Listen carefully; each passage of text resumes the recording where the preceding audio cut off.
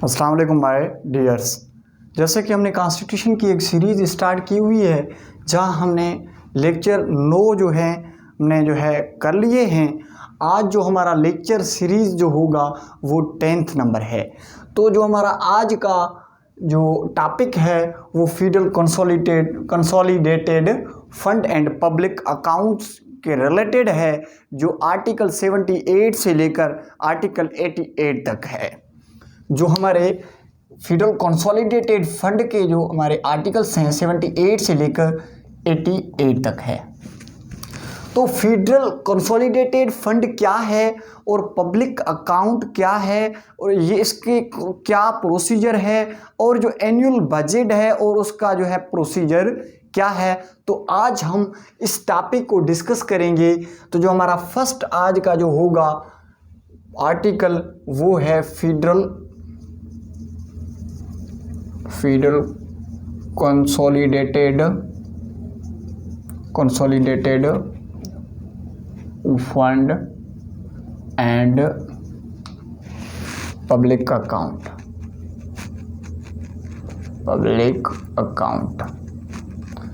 Under article 78।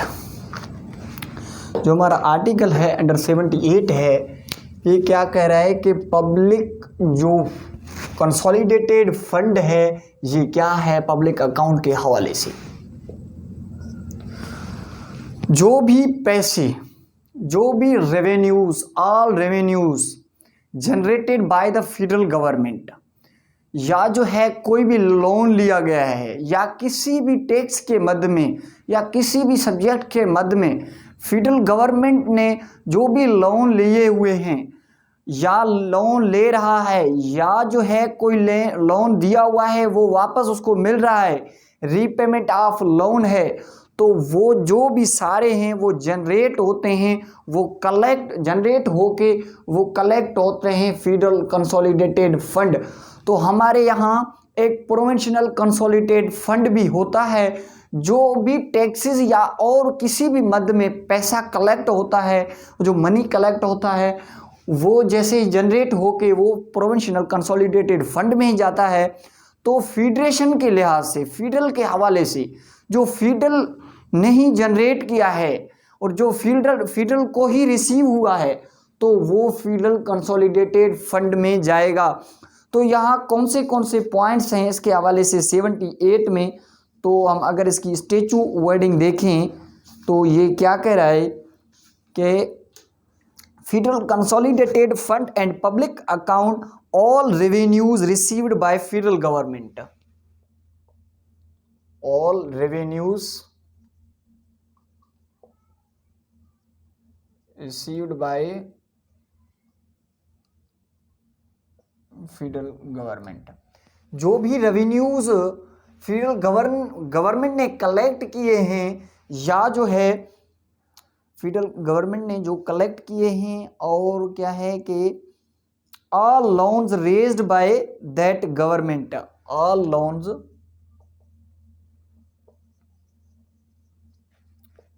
Raised bye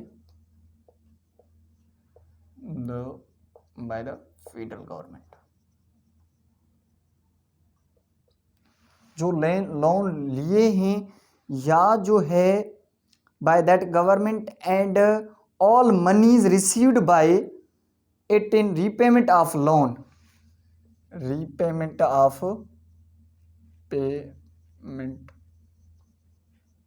of loan. अगर loan किसी को फेडरल गवर्नमेंट ने दिया था और वो अभी रीपेमेंट हो रही है, तो वो सारे जो भी हमारे मनीज होंगे, ऑल मनीज जो हैं, ऑल मनी अगर जो भी हमारे जनरेट हो रहे हैं वो फेडरल कंसोलिडेटेड फंड में जाएंगे। पब्लिक अकाउंट की बात और है। तो जो फेडरल कंसोलिडेटेड फंड है एक मजमूई फंड है, जिसको हम कहते हैं, उर्दू में कहते हैं कि ये हमारा है वफाकी मजमूई फंड, एक वफाकी मजमूई फंड है। ये किसी भी फॉर्म में फेडरल गवर्नमेंट जनरेट करती है, जैसे ही जनरेट करती है तो वो फेडरल कंसोलिडेटेड फंड में ही वहाँ कलेक्ट किया जाता है, उधर ही रखा जाता है। And to be known as federal consolidated, जहाँ पैसे हमारे रखे जाते हैं इन्हीं मदों में से, तो फिर हम उनको जो है फेडरल कंसोलिडेटेड फंड कहते हैं। और क्लास 2 कह रही है कि all other moneys, all other moneys, all other money, all other moneys, all other moneys क्या है कि क्लास 2 कह रही है आर्टिकल 78 की कि जो हमारा है received by one on behalf of the government, के all other money received by federal government और behalf of federal government of that government. ठीक है, तो जो अदर मनीज है वो है कि अगर इन मदों में से नहीं आ रहा, कहीं और से आ रहा है, कोई और सोर्स है, और all other moneys received by received by or behalf of federal government, received by deposit with supreme court,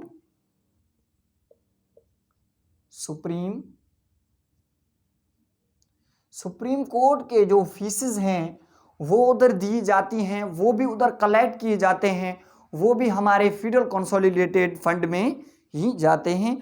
और जो फाइन वगैरह लगता है, फाइन वगैरह होता है किसी के ऊपर, तो वो पैसे जो कोर्ट में जमा किए जाते हैं तो वो भी हमारे फेडरल कंसोलिडेटेड फंड में ही चले जाते हैं। तो उसको ही हम कहते हैं कि ये है एक मजमूई फंड जो है फेडरल लेवल पे। तो इधर और भी एक कोर्ट है, और another court,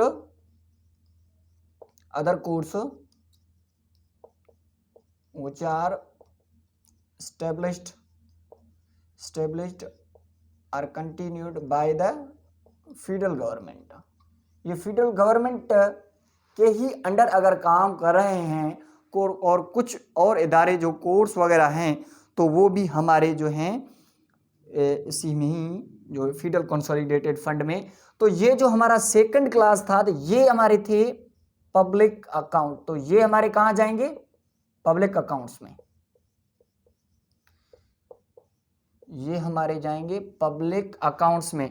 all other money received by federal government, और जो भी मनी रिसीव किया है फेडरल गवर्नमेंट ने या सुप्रीम कोर्ट ने जो भी कलेक्ट किया है इन शेप ऑफ फाइन, या जो कोर्ट फीस होती है उस कोर्ट फीस को कलेक्ट करते हुए जो भी पैसे आए हैं, या जो है और कोई कोर्ट है जो अंडर द फेडरेशन काम कर रही है, फेडरल गवर्नमेंट के ही अंडर काम कर रही है, तो फिर वो उनके भी जो पैसे होंगे वो भी हमारे जो है पब्लिक अकाउंट्स में, अकाउंट में जमा की जाएंगे।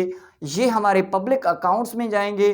और ये जो ऊपर वाले रेवेन्यूज, लोन्स और रीपेमेंट ऑफ लोन जो फेडरल गवर्नमेंट ले रही है या इसके बिहाफ पे और कोई ले रहा है, ये तो फिर वो फेडरल कंसोलिडेटेड फंड में जाएंगे। 79 है custody ETC of federal consolidated fund and public account. Custody of federal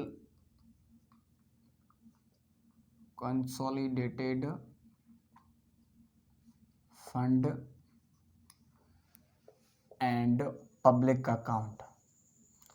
तो ये जो पैसे होंगे इनकी कस्टडी किसके पास होगा, मतलब ये पैसे किसके पास होंगे, ये कौन डिस्ट्रीब्यूट करेगा, ये कौन विथड्रा करेगा, ये किस किस को दी जाएंगी, तो इस हवाले से भी हम डिस्कस करेंगे। तो अभी इसकी कस्टडी की बात हो रही है कि इसकी रखवाली कौन करेगा, ये किसके पास होंगी। तो ये अल्टीमेट आपको पता होगा ये हमारे होंगे पार्लियामेंट के पास, ये by the act of parliament जो है ये इनकी जो कस्टडी होगी वो पार्लियामेंट के ही पास होगी। 79 है कि the custody of federal consolidated fund, the payment of money into the fund, कि इसी फंड में into the fund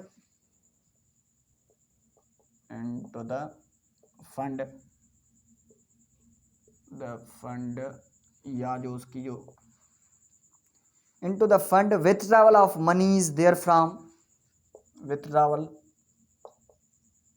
ड्रावल of moneys, money को अगर विथड्रॉ करना है किस किस को देना है, तो ये भी पार्लियामेंट ही जो है तयन करेगी कि money from therefore the custody of other money received by on behalf of the federal government, their payment into withdrawal from the public account of the federation, the all matters connected to the ancillary matters for shall be regulated by the act of parliament or until provision of that in behalf made by rules by the president।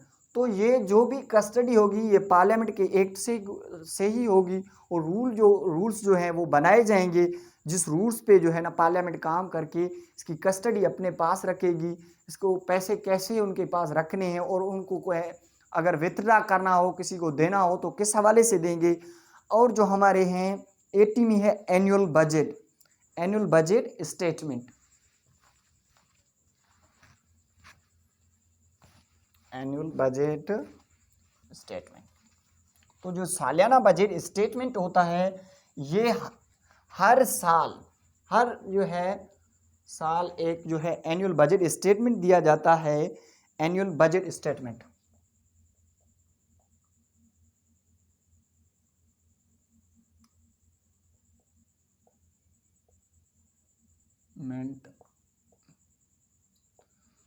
Under article 80 के मुताबिक the federal government shall in respect of every financial record to be laid before the national assembly statement of estimated receipts. ये each year में क्या करेगा, हर financial year में एक जो है स्टेटमेंट देगा रिसेप्ट का, रिसेप्ट्स एंड एक्सपेंडिचर्स,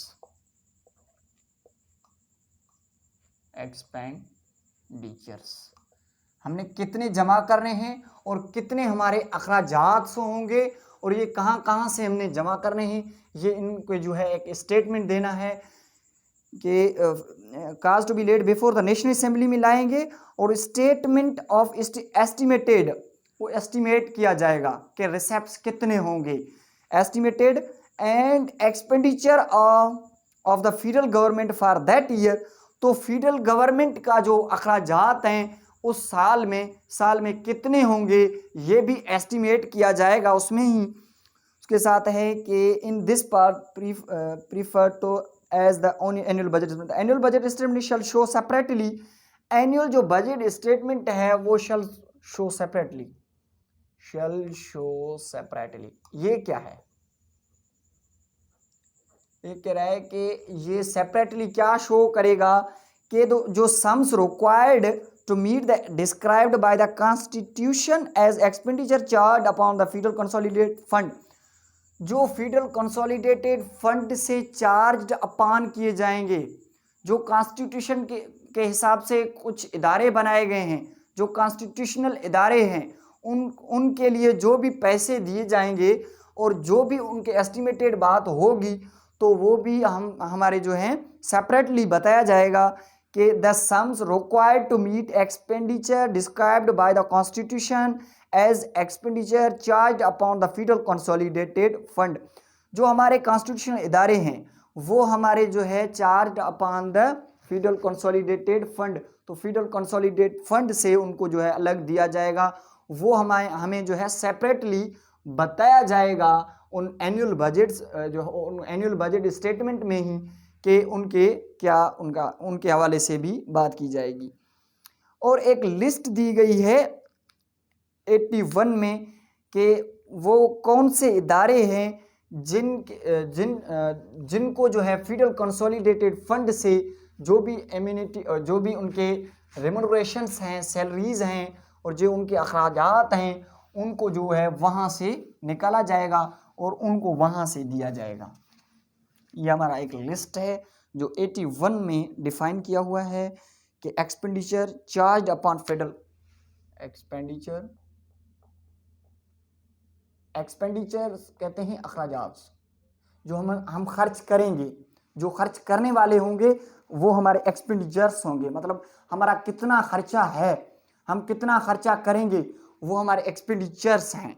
एस्टिमेटेड यहाँ एक्सपेंडिचर्स बताए जाते हैं कि तकरीबन इस साल कितना खर्चा हमारे ऊपर होगा और इन इदारों पे कितना खर्चा आना है, तो वो एस्टिमेटेड जो है एक बताया जाता है एनुअल बजट स्टेटमेंट में। तो यहाँ कुछ हैं कि expenditure upon the federal expenditure charged upon the federal consolidated fund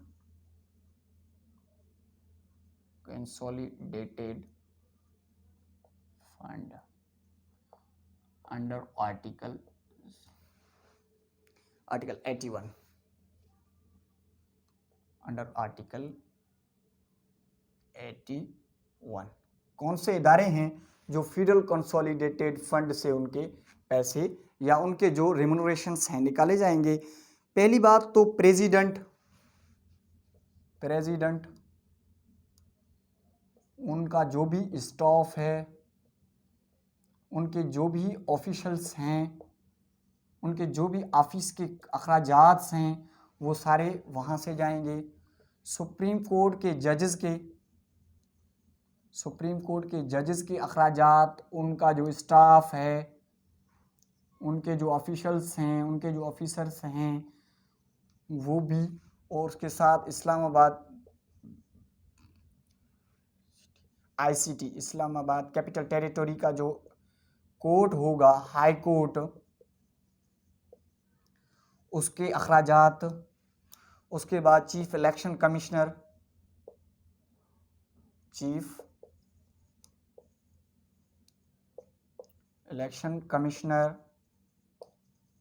ये हमारे सारे कॉन्स्टिट्यूशनल इदारे हैं। उसके साथ है चेयरमैन,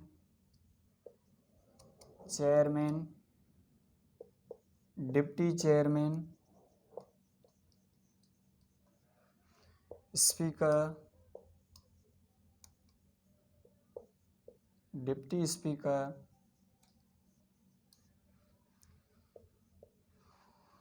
उसके साथ कौन से हैं कि administrative expense including the speaker, chairman, chief election commissioner, auditor general,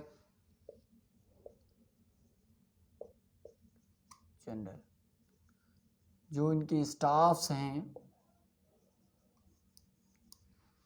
ये जो सारे जो कॉन्स्टिट्यूशनल इदारे हैं जिनका expenditures charge upon the federal consolidated fund, जो प्रेसिडेंट के तनख्वाह आएगा और उसके जो रेम्यूनरेशंस होंगे, वो जो उनके अखराजात होंगे जो प्रेसिडेंट के होंगे, सुप्रीम कोर्ट के जो हैं, ICT हाई कोर्ट के, इस्लामाबाद हाई कोर्ट के हैं, चीफ इलेक्शन कमिश्नर के हैं, या जो चेयरमैन या deputy chairman, speaker and deputy speaker of the national assembly, auditor general and जे उनके जो ऑफिसेज हैं, ऑडिटर जनरल के, election commissioner, national assembly. The debt charge for the federal government is liable including, अगर federal government पे कोई भी date हैं, डेट्स ऑफ फेडरल गवर्नमेंट, जो उनकी लायबिलिटी है फेडरल गवर्नमेंट की, तो वो भी वहां से अदा की जाएंगे। अगर ऐसा कोई ऑर्डर, जजमेंट या ऐसी कोई भी डिक्री पास हो रही है against the federal government of Pakistan, तो उसको सेटिस्फाई करने के लिए भी यहाँ से जो है पैसे दिए जाएंगे। उसके साथ हमारा है कि sum declared by the constitutions कि any sum required will satisfy judgment, decree हो गया, any sum other declared by the constitution. अगर और कोई सम, एनी अदर सम, अगर ये चाहें एनी अदर सम वहां से निकालें तो by the act of parliament कर सकते हैं, by the act of parliament के जो प्रोसीजर बताया गया है कानून साजी का, कोई मनी बिल कैसे पास किया जाएगा, जैसे अगर कोई टैक्स इंपोज करना है, फिर भी जो है कोई ऐसा जो है प्रपोजल आएगा और उसको भी पार्लियामेंट से पास किया जाएगा और उसके बाद ही टैक्स लगाया जा सकता है। तो इसी तरीके से अगर हमने कोई और जो है सम वहाँ से निकालना है, पैसे कुछ वहाँ से निकालने हैं किसी भी हवाले से, तो फिर भी जो है हम क्या करेंगे, बाय एक्ट ऑफ पार्लियामेंट से वो कर सकते हैं। और जो डिफाइंड हमारे जो इदारे हैं उनको जो है फेडरल कंसोलिडेटेड फंड से पैसे दिए जाते हैं। और जो फेडरल कंसोलिडेटेड फंड में जो पैसे आ रहे हैं उसके अलावा जो अदर मनीज हैं, जैसे कि सुप्रीम कोर्ट के जो फीसेस के आ रहे हैं, या जो है फेडरल गवर्नमेंट के अंडर में और कोई कोर्ट्स काम कर रही हैं, उनको पैसा या किसी भी हवाले से मिल रहा है, तो वो जो है हमारे पब्लिक अकाउंट में जाएंगे और वो भी हमारा जो है पार्लियामेंट ही डील करता है। पार्लियामेंट का मतलब ये है कि सेनेट एंड नेशनल असेंबली। मैंने एक दो मरतबा आपको पहले भी बताया है कि अगर मैं पार्लियामेंट कहूँ तो ये बोथ हाउसेस की बात हो रही है, किसी एक की नहीं। अगर हम पार्लियामेंट के पार्ट्स की बात करें तो पार्लियामेंट 3 पार्ट्स पे मुश्तमिल है। It consist national assembly, senate and president of Pakistan. ये हमारा जो है पार्लियामेंट होता है under article 50 of the constitution of 1973।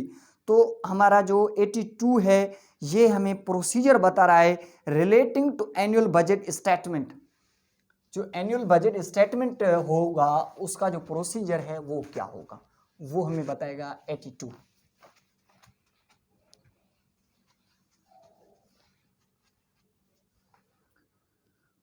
Procedure relating to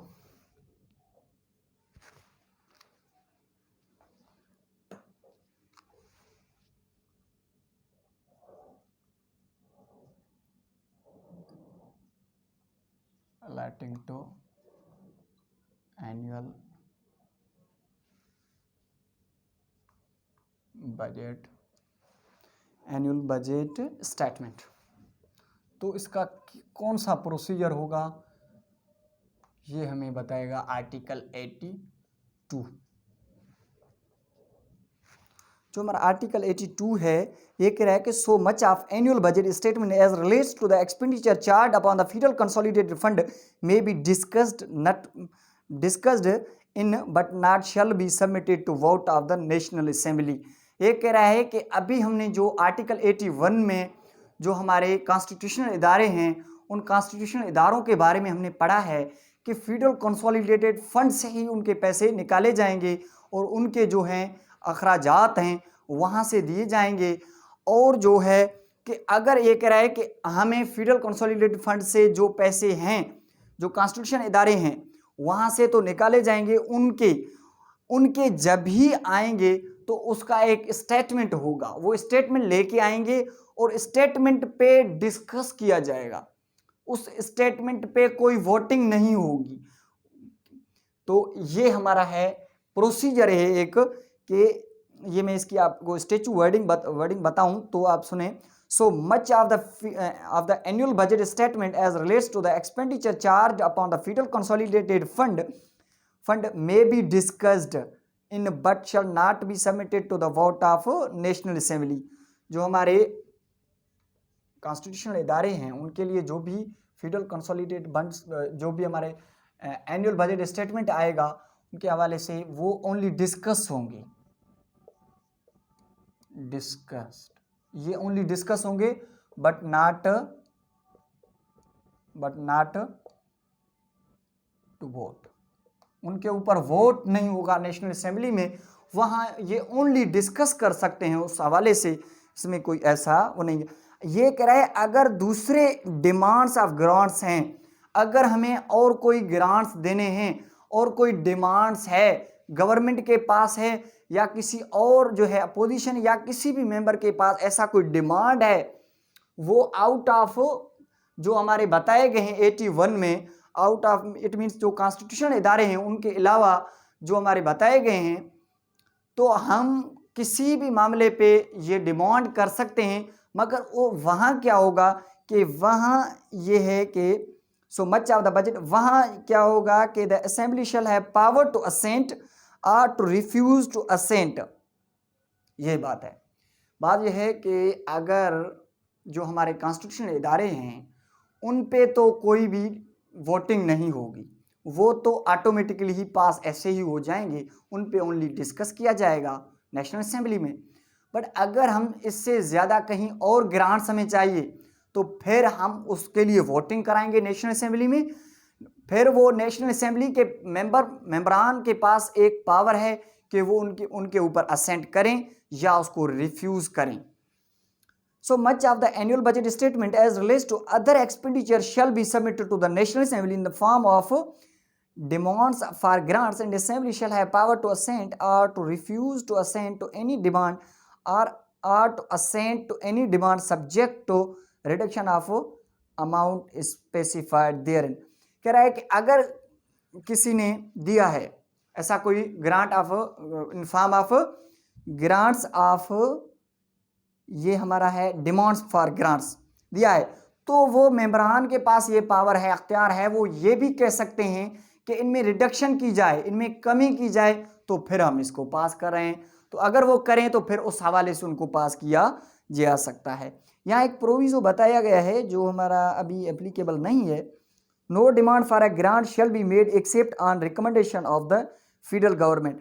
तो ऐसा कोई डिमांड नहीं किया जाएगा, ऐसा कोई डिमांड पास नहीं किया जा सकता रिलेटेड टू इस जो हम इस चैप्टर के हवाले से पढ़ रहे हैं कि वो एनुअल बजट के हवाले से जब तक वो फेडरल गवर्नमेंट की रिकमेंडेशन उस पर ना आए, जब तक वो उस पर एडवाइस ना दे, जब तक उस पर वो एग्री ना हो, तो ये कह रहे हैं कि no demand for a grant shall be made. यहाँ शेल बी मेड, शेल हमेशा लॉ में मैंडेटरी तौर पे यूज़ किया जाता है. जहाँ मे का जो है यूज़ होता है वहाँ डिस्क्रिशन ऑफ कोर्ट होता है, डिस्क्रिशन ऑफ सच इंस्टीट्यूशन होता है कि वेदर ये एक्ट करे या ना करे, क्योंकि ये उनकी ही डिस्क्रिप्शन पावर है कि ये उसका सवाबदीदा अख्तियार है कि अगर वो चाहे तो करे, अगर ना चाहे तो उनकी मर्जी है.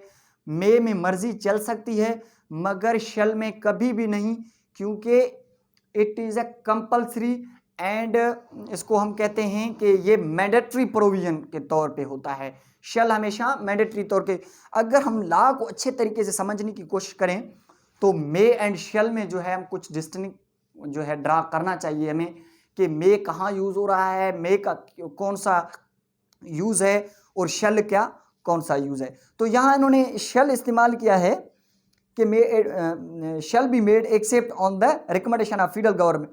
फेडरल गवर्नमेंट की जब तक रिकमेंडेशन नहीं होगी तब तक ऐसा कोई भी जो है डिमांड पास नहीं किया जा सकता. तो 63 है authentication of schedule of authorised expenditure. जो हमारा ऑथेंटिकेशन होगा, ऑथेंटिकेशन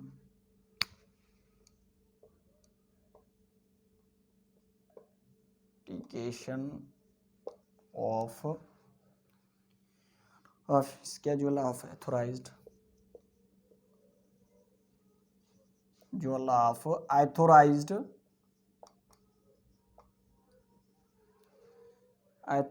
एक्सपेंडिचर.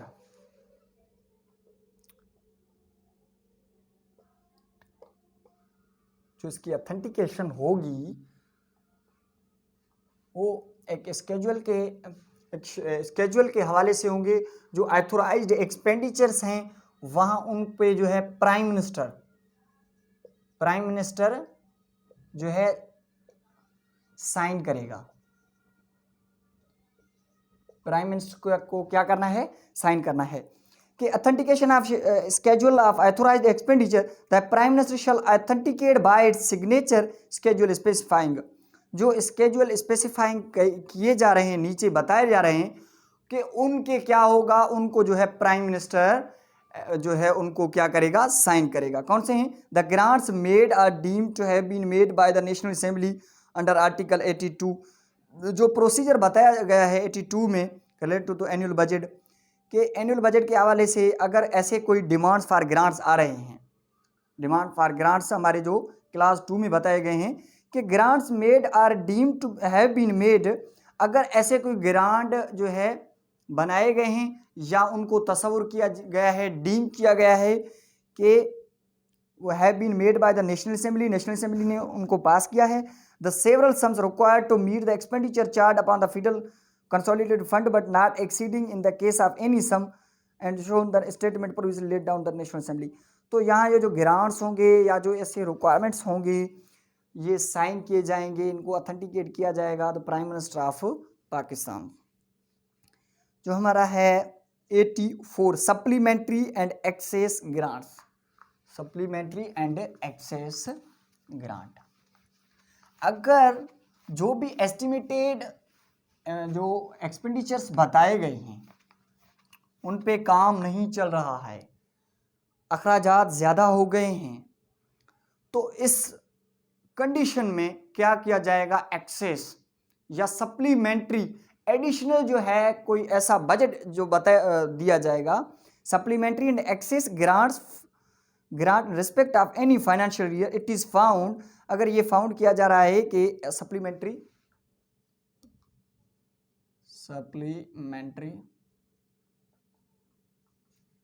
और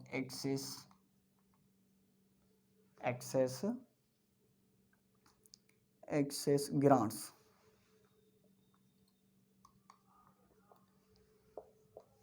अगर ये फाउंड हो रहा है, इफ फाउंड क्या फाउंड हो रहा है कि जो that the amount authorised to be expended for a particular service for a current financial year is insufficient। तो ऑथोराइज्ड किया गया है किसी भी पर्टिकुलर फील्ड के लिए, पर्टिकुलर कोई भी ऐसा कोई काम था जिन पे उन्होंने एक जो है एस्टिमेटेड जो बात बताई थी और जिन पे उन्होंने जितने पैसे पास किए थे, तो उस हवाले से अगर वो इनसफिशिएंट हो रहे हैं, ये फाइंड किया जा रहा है अगर वो इनसफिशिएंट हैं तो इन कंडीशन में जो है सप्लीमेंट्री जो है इनको बजट पास करना होगा। और क्या है, for the current financial year or that need has been arisen for expenditure some new, या इनको कोई न्यू जो है न्यू कोई ऐसा काम करना है, न्यू सर्विस इन्होंने पहले जो है अपने बजट स्टेटमेंट में नहीं बताया, अपने बजट में उनका जो कोई ऐसा जिक्र नहीं बताया गया है, new service not included in annual budget statement for that year. तो उस साल जो है एनुअल बजट स्टेटमेंट में ये नहीं बताया गया कि हमने ये प्रोजेक्ट बनाना है, इस पे इतना खर्चा आएगा। तो अगर हमें न्यू जो है कोई ऐसा चीज़ चाहिए तो हम सप्लीमेंट्री और एक्सेस ग्रांट्स के ज़रिए जो है अपने काम कर सकते हैं। तो ये हमारे नेक्स्ट है कि arisen a new service that any money has been spent or any service during a financial year in excess the amount granted for the service for that year। तो अगर एक्सेस खर्चा हो गया, एक्सेस स्पेंट, अगर वो जो estimated बताया गया था कि 1 करोड़ इस पे खर्चा है तो उन्होंने 1.5 करोड़ खर्चा कर दिया है, तो इस सिचुएशन में एक्सेस स्पेंट करने के सिचुएशन में भी उनको जो है बजट जो है सप्लीमेंट्री जो है ग्रांट्स दी जाती हैं। मनी हैज़ बीन और है the federal government shall have power to authorise expenditure from the federal consolidated fund whether the expenditure is charged by the constitution upon that fund or not, and shall cause to be laid before the national assembly. Supplementary budget statement or case may be excess budget में supplementary setting out the amount of expenditure and the provision of article 80 to 82 apply to those statement as they apply to the annual budget statement। तो ये कह रहे हैं कि जैसे हम annual budget statement pass होती है, इसी ही तरीके से अगर ऐसा कोई भी कंडीशन आ जाए, इनसफिशिएंट कोई ऐसी बात फाउंड हो जाए, या न्यू सर्विस न्यू जो है प्रोजेक्ट वगैरह बनाना है, या एक्सेस स्पेंड कर गए हैं, या ऐसा कोई भी काम हो एक्सेट्रा हो जाता है, तो फिर क्या होगा कि सप्लीमेंट्री एंड एक्सेस ग्रांट्स भी दी जा सकती हैं, उनको भी पास किया जा सकता है। तो हमारा जो आर्टिकल 85 वोट्स ऑन अकाउंट, ये कह रहा है कि ग्रांट इन एडवांस 85, ये ग्रांट्स जो है एडवांस में भी दी जा सकते हैं, एडवांस में भी पास की जा सकती हैं। वोट्स ऑन अकाउंट,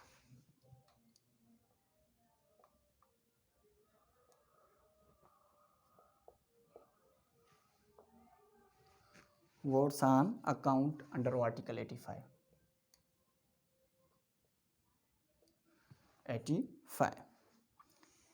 के notwithstanding anything contained in foregoing provision relating to financial matters, not with standing anything contain, ये क्लास है जिसका जो मतलब होता है, जिसकी जो मीनिंग होती है ये कुछ डिफरेंट होती है। ये एक क्लास है जो सुपरसीडिंग क्लास होती है। ये जो हमारी क्लास है ये जो है किसी भी जो है क्लास या सेक्शन को जो इफेक्ट है उसको स्ट्रॉन्ग कर लेता है। जो पिछले बात बताई जाती है उसको जो है कमज़ोर कर लेती है। तो इसके जो अपोजिट में है वो है save as otherwise provided that. अगर save as otherwise provided that कहीं बताया गया है तो वो उसका यही मतलब होगा कि अगर वो बात कहीं और है तो वो अप्लाई कर दिया जाएगा, वरना ये जहां नॉट एनीथिंग कंटेन लिखा होगा तो ये एनी हाउ अप्लाई किया जाएगा। इसको इसी तरीके से अप्लाई किया जाएगा जैसे यहाँ लिखा हुआ है, क्योंकि ये नॉट स्टैंडिंग एनीथिंग कंटेन एक सुपरसीडिंग क्लास है जो सुपरसीड करता है किसी और क्लास को। ठीक है, तो financial matters shall have power to make any grant in advance, any grant in advance, ऐसा कोई भी ग्रांट इन एडवांस भी पास कर सकते हैं। Advance respect of estimated expenditure for a part of any financial year not exceeding 4 months pending completion of procedure prescribed in Article 82 of the forwarding of grant and authentication। तो यहाँ ये 4 month के लिए करेंगे, इससे ज़्यादा नहीं करेंगे। तो एडवांस जो है ग्रांट्स भी पास की जा सकती हैं। 86 है power to authorise expenditure when assembly stands dissolve. जब भी असेंबली डिसॉल्व हो जाए, नेशनल असेंबली आपको पता होगा कि हर 5 साल में जो है इलेक्शन होता है जिसमें प्राइम मिनिस्टर चेंज होता है और जो उनके कॉन्स्टिट्यूशनल पोजीशंस हैं जैसे कि स्पीकर एंड डिप्टी स्पीकर का भी टेन्योर ख़त्म होके और न्यू गवर्नमेंट एक बनती है जहां जो है हमारा अब ये सिचुएशन ये है कि असेंबली डिसॉल्व हो चुका है। अब क्या होगा, अब ये सिचुएशन ये है कि आर्टिकल 86 अप्लाई होगा कि power to authorise, power to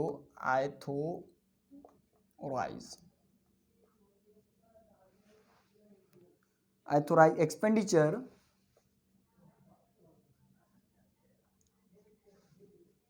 when assembly is dissolved, assembly is dissolved।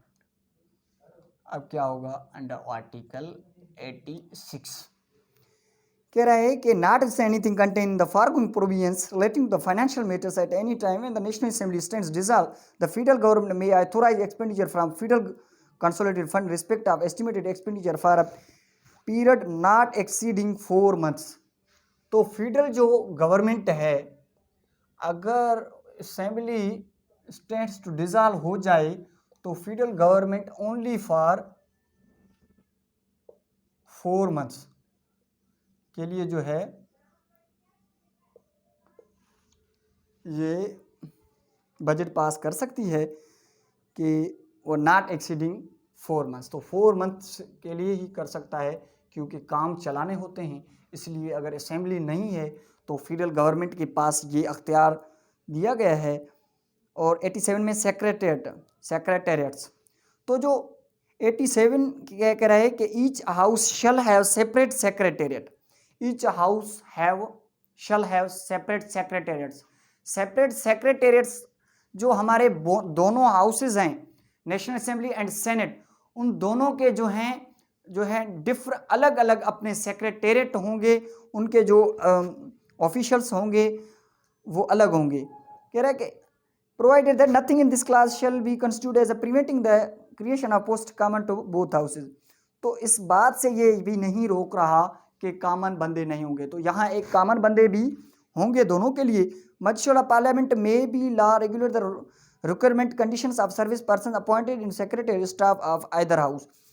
तो आइदर हाउस, दोनों हाउसेस में किसी भी हाउस के लिए मजलिस शूरा ऐसी कोई कानून साजी करके उनको अपॉइंट, जो उनके स्टाफ्स हैं उनको अपॉइंट भी कर सकती है और वो तरीक़ेकार बताएगी। Until provision is made by the Majlis Shura under class 2 the speaker और इस केस में बी द चेयरमैन में with the approval of president make rules regarding.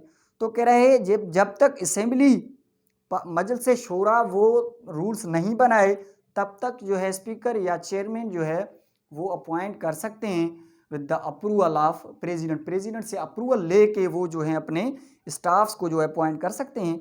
Service appointed by the secretary staff of the national assembly. तो अब है finance committee. The expenditure of national assembly and senate within authorised appropriate shall be controlled by the finance committee को देखते हैं।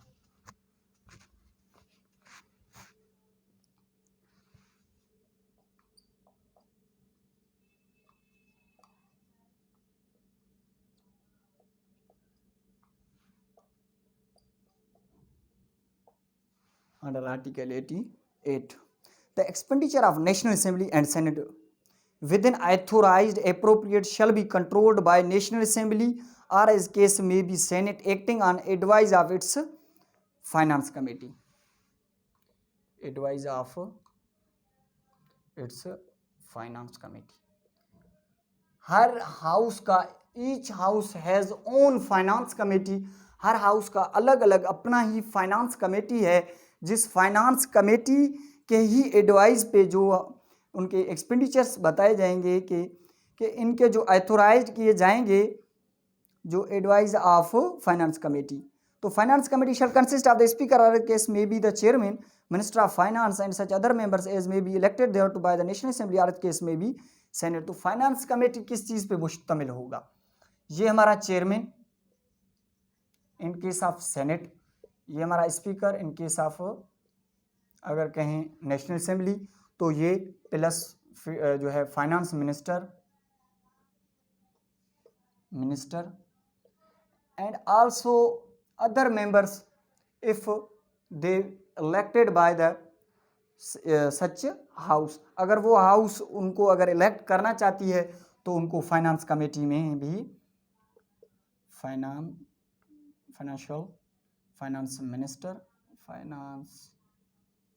Minister. तो ये था हमारा आज का लेक्चर कॉन्स्टिट्यूशन के हवाले से, जिसमें हमने फेडरल कंसोलिडेटेड फंड के बारे में पढ़ा है। आज के लिए इतना ही काफ़ी। अल्लाह हाफिज़।